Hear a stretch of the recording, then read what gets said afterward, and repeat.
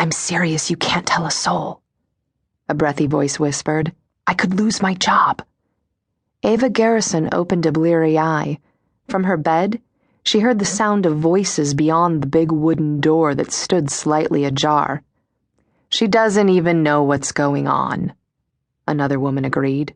Her voice was deeper and gruffer than the first, and Ava thought she recognized it, a headache pounding behind her eyes as the nightmare retreated into her subconscious.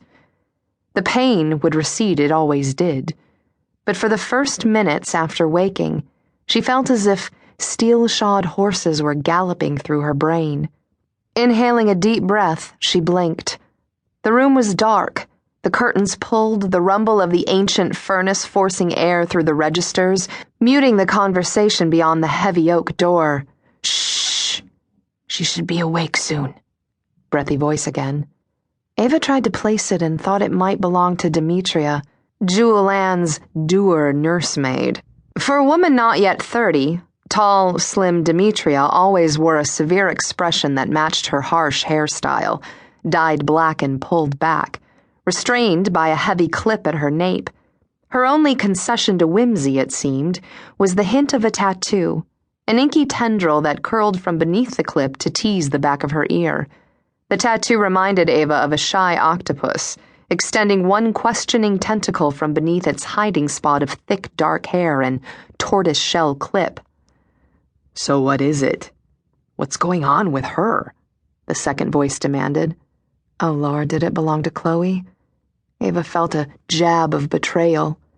She knew they were talking about her, and Chloe had been her best friend while growing up here on this remote island. But that had been years ago. Long before fresh-faced and happy-go-lucky Chloe had turned into the unhappy soul who couldn't for the life of her let go of a love that had died so swiftly. More whispering. Of course. It was almost as if they wanted to have her overhear them, as if they were taunting her. Ava caught only phrases that were as crippling as they were true.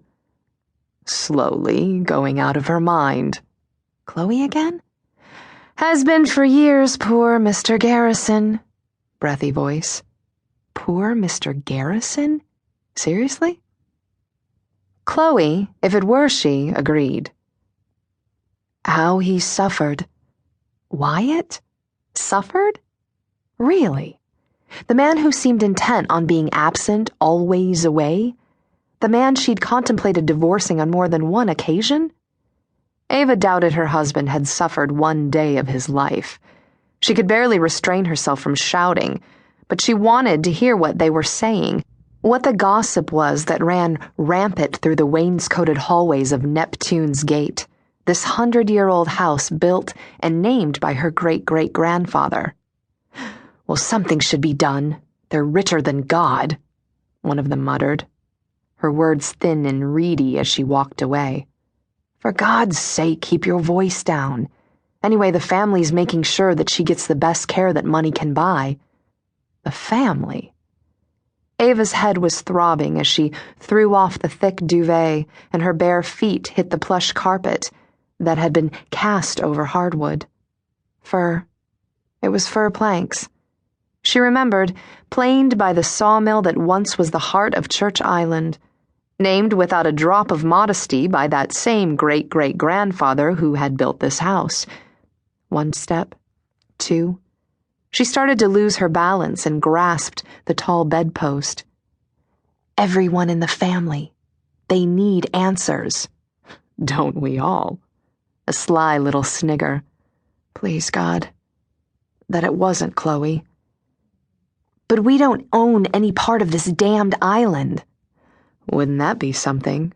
If we did, I mean. The voice sounded wistful as it retreated. Ava took a step, and a wave of nausea washed up her throat. She thought she might throw up as bile teased her tongue, but she bit down hard, took a deep breath, and fought the urge to vomit. She's crazy as a loon, but he won't leave her. One of them, she couldn't tell which, said, and the words were as crippling as they were true. She silently cursed her cloudy memory, her fractured brain. Once, she'd been brilliant, at the top of her class.